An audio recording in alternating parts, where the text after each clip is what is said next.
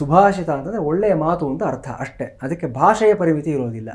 ಅದಕ್ಕೆ ಒಂದು ಅಚ್ಚ ಕನ್ನಡದಲ್ಲೇ ಒಂದು ವಿಶೇಷವಾದ ಸುಭಾಷಿತ ಇವತ್ತಿನ ದಿವಸ ಹೇಳ್ಬಿಡೋಣ ಅಂತ.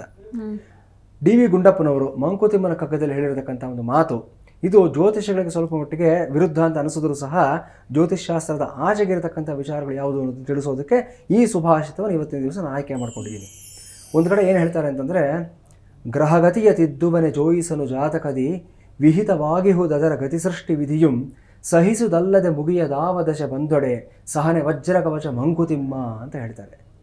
ಏನಿದ್ರ ಅರ್ಥ ಅಂತಂದರೆ, ಸ್ವಲ್ಪ ಇದು ಕ್ಲಿಷ್ಟವಾದ ಕನ್ನಡ, ನಾವು ಆಡು ಭಾಷೆಯಲ್ಲಿ ಹೇಳೋದು ಕನ್ನಡ ಅಲ್ಲ, ಆ ಲೆಕ್ಕಕ್ಕೆ ಬರುತ್ತೆ, ಇದು ನಡುಗನ್ನಡದ ಲೆಕ್ಕದಲ್ಲಿ ಬರುತ್ತೆ. ಹಾಗಾಗಿ ಜನಗಳಿಗೆ ಸ್ವಲ್ಪ ಕಷ್ಟ ಅಂತ ಅನ್ನಿಸ್ಬೋದು, ಆದರೆ ತಿಳ್ಕೋಬೇಕಾದ ವಿಚಾರಗಳಿವೆಲ್ಲವೂ ಸಹ ನಮ್ಮ ಸಂಸ್ಕೃತಿ, ನಮ್ಮ ಹಿರಿಯರು ಮಾಡಿರೋಂಥ ಒಂದು ಬರವಣಿಗೆಗಳು ಉಳಿಸಿ ನಾವು ಮುಂದಿನ ಪೀಳಿಗೆಗೆ ತೊಗೊಂಡು ಹೋಗಬೇಕು. ಈ ಉದ್ದೇಶದಿಂದ ಇವೆಲ್ಲ ನಾವು ಹೇಳ್ತಾ ಇದ್ದೀವಿ ಅಷ್ಟೇ.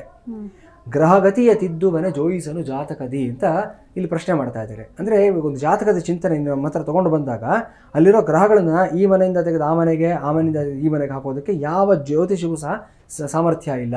ನೋ ಬಡಿ is competent to do that, we cannot do that. ಅಲ್ಲಿ ಏನಿದೆಯೋ ಅದರ ಫಲಿತಾಂಶ ಏನು ಅಂತ ಮಾತ್ರ ನಿಮ್ಗೆ ಹೇಳ್ಬೋದು ಅಷ್ಟೇ.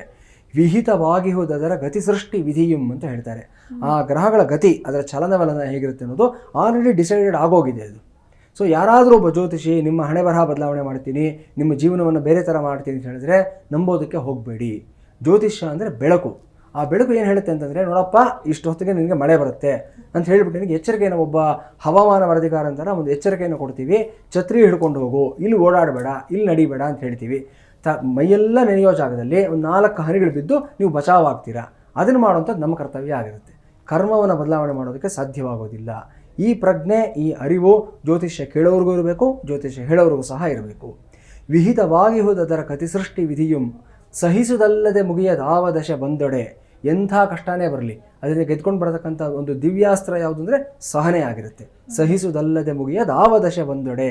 ನೀವು ಸಹನೆಯ ತಾಳ್ಮೆ ಇಲ್ಲ ಅಂತಂದರೆ ನೀವು ಯಾವ ದಶೆ ಬಂದರೂ ಸಹ ಅದರಿಂದ ಹೊರಗಡೆ ಬರೋದಕ್ಕಾಗೋದಿಲ್ಲ. ಅಂದರೆ ಕೆಲವರು ಬೇಸತ್ತು ರೋಸತ್ತು ಹೋಗಿ ಜೀವನದಲ್ಲಿ ರಾಂಗ್ ಡಿಸಿಷನ್ಸ್ ತೊಗೊಂಡ್ಬಿಡ್ತಾರೆ. ಟೆಂಪರರಿಯಾಗಿ ಏನೋ ಒಂದು ಸ್ಪರ್ ಆಫ್ ದ ಮೂಮೆಂಟಲ್ಲಿ ಒಂದು ರಾಂಗ್ ಡಿಸಿಷನ್ಸ್ ತೊಗೊಂಡ್ಬಿಡ್ತಾರೆ. ಮುಂದಿನ 30-40 ವರ್ಷ ಜೀವನದ ಮೇಲೆ ಅದು ಪರಿಣಾಮ ಬಿದ್ದು ಹೋಗುತ್ತೆ. ಅದು ಮಾಡಬಾರ್ದು, ಸಹನೆ ಇರಬೇಕು ಅಂತ ಹೇಳ್ತಾ ಇದ್ದಾರೆ ಇಲ್ಲಿ. ಸಹನೆ ವಜ್ರ ಕವಚ ಮಂಕುತಿಮ್ಮ ಅಂತ ಹೇಳ್ತಾ ಇದ್ದಾರೆ.